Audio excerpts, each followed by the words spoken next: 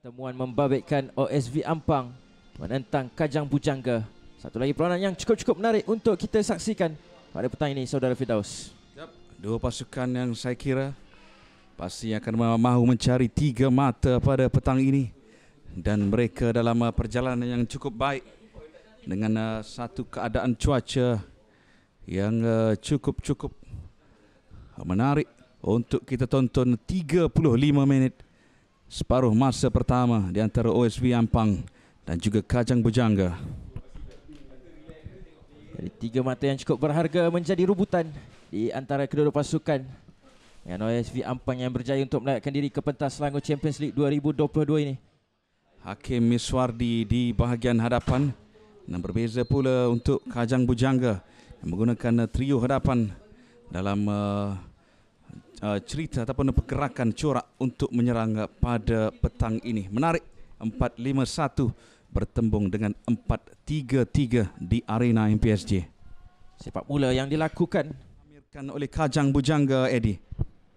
Kanan Ramadan kali ini dengan satu lancongan yang lebih tinggi. Tandukan yang dilepaskan oleh Sau Zau Ho yang naik dari bahagian bawah ke atas untuk memberikan ancaman ke arah kubu Kajang Bujangga, Firdaus. Satu tandukan yang cukup baik. Sau Zau Ho menggunakan ketinggian, menanduk tajam ke bawah, memaksa full stretch daripada Abdul Ghafur sebentar tadi.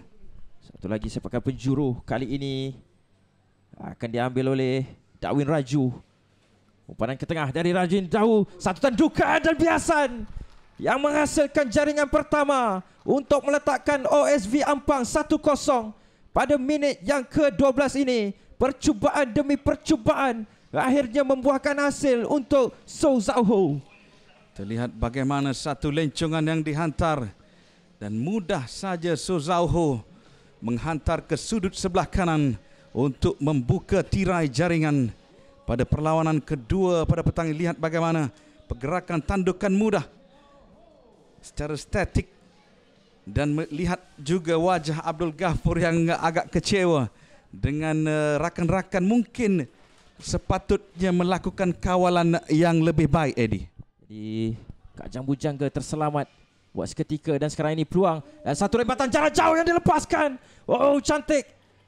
Tetapi sayang hanya singgah di palang Saiful Azman secara tiba-tiba.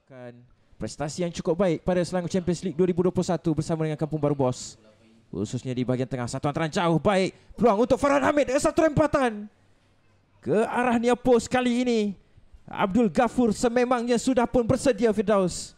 Kita lihat bagaimana teknik yang ditunjukkan oleh Farhan, melantun dan satu libasan kaki kanan.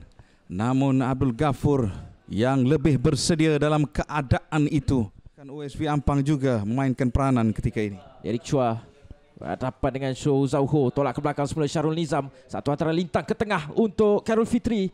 Belakang semula Alif Muzani mengambil sedikit masa. Alif Muzani memilih untuk melepaskan satu rempatan. Seperti apa yang diperagakan di separuh masa pertama. 1-2 Brandon Tama berjaya untuk melepasi satu pemain. Tolak untuk Syed Nabil dengan satu lagi umpanan mencari rakan sepasukan. Kali ini Hamizan Hamzah berjaya untuk menggandakan kedudukan untuk OSV Ampang melalui 2-0 pada minit yang ke-49 ini. Sekali lagi umpanan Syed Nabil mencari rakan sepasukan untuk mudah disudahkan oleh Hazmizan Hamzah. Hazmizan super sub yang masuk untuk menggantikan Hakim Miswardi yang melihat ruang terbuka.